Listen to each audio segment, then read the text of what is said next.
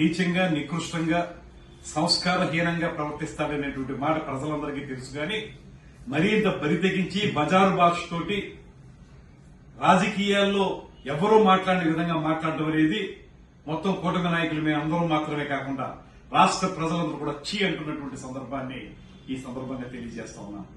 అంతేకాదు రాజకీయ నాయకుడిగా మాత్రమే కాకుండా అసలు ప్రజా జీవితంలో ఉండడానికే అంబటి రాంబాబు అర్హుడు కాదనేటువంటి మాటను కూడా ఈ సందర్భంగా తెలియజేస్తున్నాం.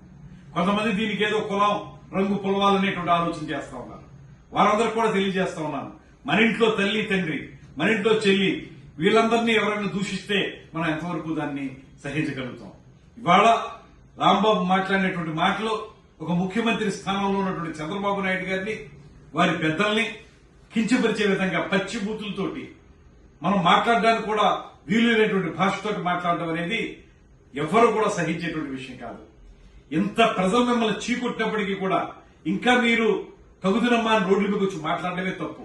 చేసిన తప్పులన్నీ కప్పిపుచ్చుకోవడానికి రకరకాల వేషాలు వేస్తున్నటువంటి మిమ్మల్ని ప్రజలు ఇప్పటికెప్పుడో చేత్కరించారు.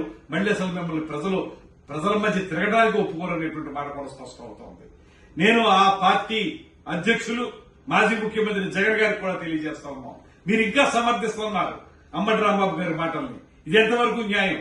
అసలు సమాజంలో ఈ రకమైన బూతులు సంస్కృతి తీసుకొచ్చిందే వైఎస్ఆర్ కాంగ్రెస్ పార్టీ అనేటువంటి మాట ప్రజలందరికీ తెలుసు.